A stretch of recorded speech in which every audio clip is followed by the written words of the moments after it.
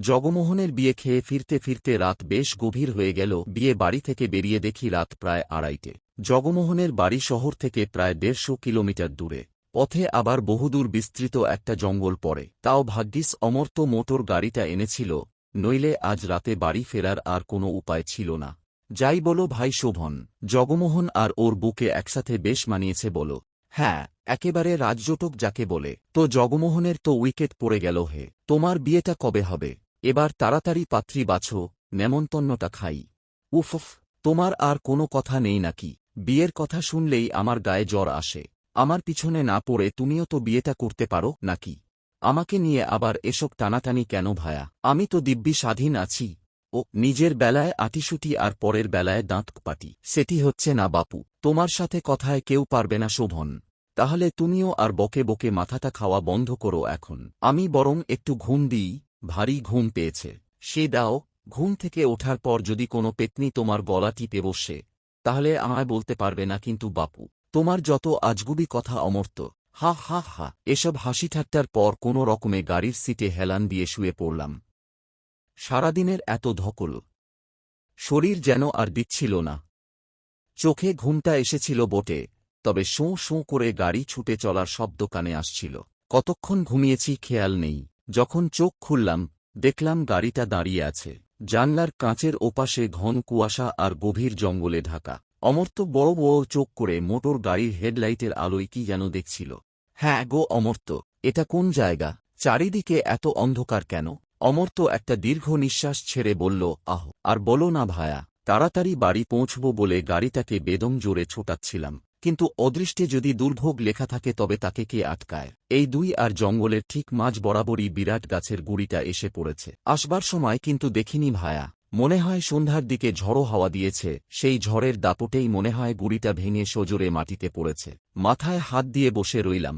এই গহীন অরণ্যের মাঝে আমরা এত রাতে করবটা কি? বেজার মুখে অমর্ত্যকে বললাম, বলো কি হে? তাহলে এখন উপায়? অমর্ত্য মাথা চুলকালো, এদিক ওদিক তাকিয়ে বলল, আমার ষষ্ঠেন্দ্রিয় কাজ করছে না হে ভায়া। এত বড় ইউক্যালিপটাস গাছের গুড়ি সরানো কি চারটিখানি কথা?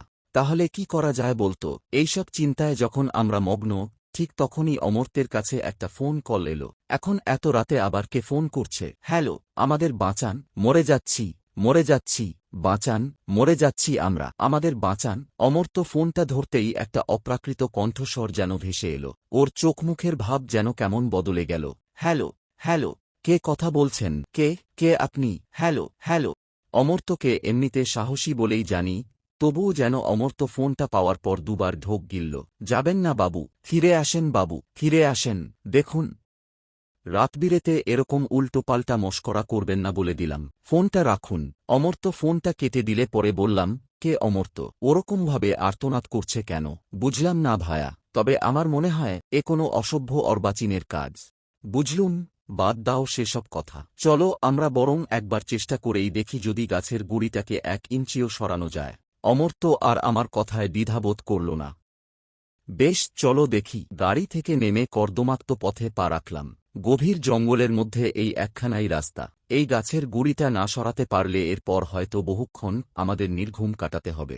ভায়া শোভন, এদিকে এসো জলদি, যদি সারারাত ওই বুকে কাঁপুনি ধরানো প্যাঁচার ডাক না শুনতে চাও। হ্যাঁ হ্যাঁ, যাই। বিরাট পাথরের চাঁইয়ের মতো ইউক্যালিপটাস গাছটার দিকে এগিয়ে গেলাম। অমর্ত্য ওর ওই প্রকাণ্ড দেহের সর্বশক্তি দিয়ে সরানোর চেষ্টা করল ওই গুড়িটাকে। ঠেলো ভায়া, ঠেলো। তবুও একচুলও সে গুড়ি নড়ল না। না অমর্ত্য, এ গুড়িকে এখান থেকে নড়ানো প্রায় অসম্ভব। তুমি বরং দেখো এখানে আশেপাশে যদি কোথাও রাতটুকু কাটানোর ব্যবস্থা হয়। অমর্ত্য মুচকি হাসল, হে, সে আশা ছেড়ে দাও ভায়া। এই ঘন জঙ্গলে কোন দুর্ভাগা বাড়ি করে থাকতে যাবে বলো? সহসা কুয়াশার চাদরে মোড়ানো ঝোপে একটা আলোর আভাস পেলাম, খুব আস্তে, তবে দৃঢ়। ওহে, মনে হয় কেউ এদিকে আসছে।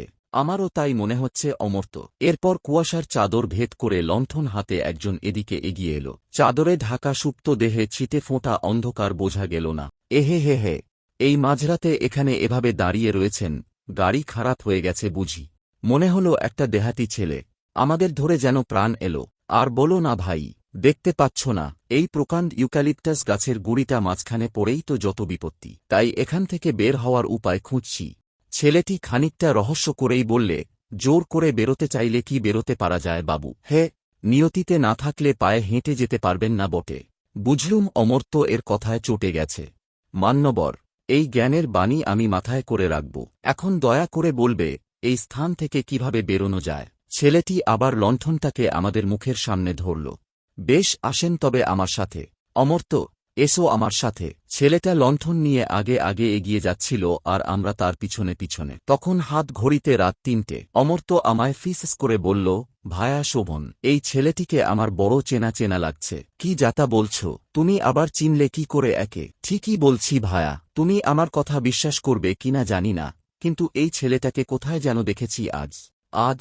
কি করে দেখবে, নিশ্চয় কোনো ভুল করছ। এরপর আর কোনো কথা হল না বিশেষ। মনে হল অন্ধকারে ঘন কুয়াশার মাঝে একটা লণ্ঠন আমাদের পথ দেখিয়ে নিয়ে যাচ্ছে শুধু। মাঝে মাঝে ছেলেটা উধাও হয়ে যাচ্ছিল যেন। অন্ধকারে অমর্ত্যকেও দেখতে পাচ্ছিলাম না।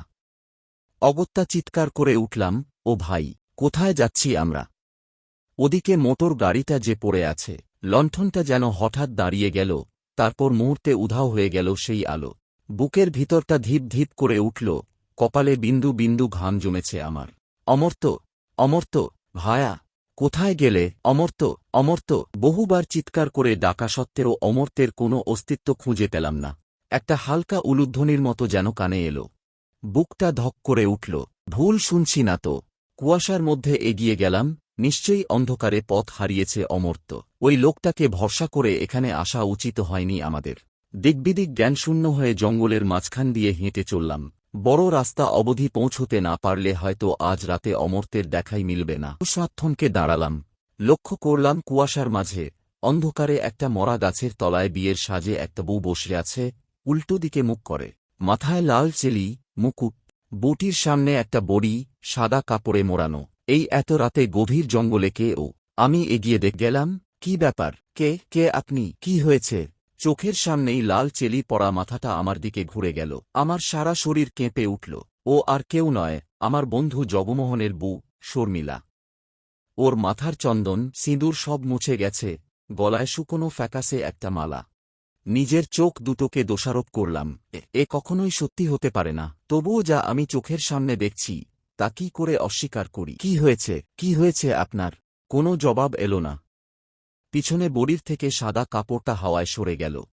এর পরের ভয়ঙ্কর দৃশ্যটা আমার আতঙ্কটাকে আরও বহুগুণ উস্কে দিল। সাদা চাদরের ভিতর থেকে দেখতে পেলাম জগমোহনের ওই পোড়া ঝলসানো দেহখানি। ওর বউ হাউমাউ করে আর্তচিৎকার করছে, ফিরিয়ে দাও, ফিরিয়ে দাও, ফিরিয়ে দাও, ফিরিয়ে দাও। আমার বুকটা কেমন ধড়ফড় করে উঠল। জগমোহনের বউয়ের সারা দেহ কেমন ফ্যাকাসে শ্বেতবর্ণ হয়ে গেল। আমি ভুল দেখছি না, ঠিক দেখছি। ওখানে দাঁড়িয়ে থাকার আর সাহস হল না। ঝোপঝাড় আর ঘন কুয়াশার মধ্যে কোথায় যে জ্ঞানশূন্য হয়ে ছুটে চলেছি। হঠাৎই পিছনে ফিরে তাকাতেই চমকে উঠলাম। মনে হল অন্ধকারে লণ্ঠনটা ভেসে ভেসে এদিকেই আসছে। তারপর বাতাসে শব্দ ভেসে এলো, বাবু, বাবু পালিয়ে কোথায় যাবেন ভাবছেন? আমাদের কাছে আসুন না বাবু, আমাদের এই যন্ত্রণা থেকে আমাদের মুক্তি দিন। হঠাৎই সামনে একটা প্রকাণ্ড গাছ থেকে একটা বড়ি পায়ের গোড়ায় এসে পড়ল। ওরে বাবারে, কে কে কে? আরে আমি অমর্ত্য। অমর্ত্য, তুমি তুমি এখানে কি করব? সেই তখন যে খেঁদো খ্যাঁকশিয়ালটাকে দেখে গাছে উঠলাম, সেই তখন থেকে ডাল ধরে ঝুলে আছি। কিন্তু তুমি কোথায় ছিলে? পরে পরে ওসব কথা হবে। তাড়াতাড়ি এখান থেকে গাড়ির কাছে চলো এখন। চলো চলো চলো। এসে দেখলাম অদ্ভুত ব্যাপার। সেখানে ওই প্রকাণ্ড গুড়িটা নেই। আমরা কোনো দিকে না চেয়ে গাড়িতে উঠলাম।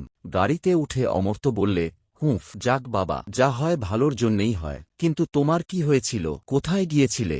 অমর্ত্যকে সব ঘটনা জানালাম। স্বভাবতই অমর্ত্য আমার কোনো কথাই বিশ্বাস করল না। হে হে হে, বলেছিলাম না পেতনি তোমার গলা টিপে ধরবে। দেখো তাই হলো। কি বলো ভায়া? তখনই অমর্ত্যের ফোনে একটা কল এলো। হ্যালো, কে বলছেন? কি বলছেন? না না, এসব হতে পারে না। কি বলছেন আপনি? অমর্ত্য কেমন যেন বাকরুদ্ধ, স্তম্ভিত হয়ে গেল। শোভন, গাড়িটা ঘোরাতে হবে। আমরা বিয়ে বাড়ি থেকে আসার পরই ওখানে একটা বড় দুর্ঘটনা ঘটেছে। রান্নার ঘরে গ্যাস বাস্ট হয়ে রাঁধুনি আর জগমোহন মারা গেছে। জগমোহন নাকি সেই সময় রান্নার ঘরেই ছিল, আর এসব সহ্য করতে না পেরে ওর বউ শর্মিলা ছাদ থেকে ঝাঁপ দিয়েছে। তবে ওরা মনে করছে এসবের পিছনে কারোর চক্রান্ত থাকতে পারে। আমরা দুজনেই মুখের দিকে চাওয়াচাওয়ি করলাম। নিভে যাওয়া প্রদীপের শেষ দীপ্তির মতো জগমোহন, ওর স্ত্রী আর সেই রাঁধুনি হয়তো আরও একবার বাঁচার আরতি জানিয়েছিল এই পৃথিবীর বুকে।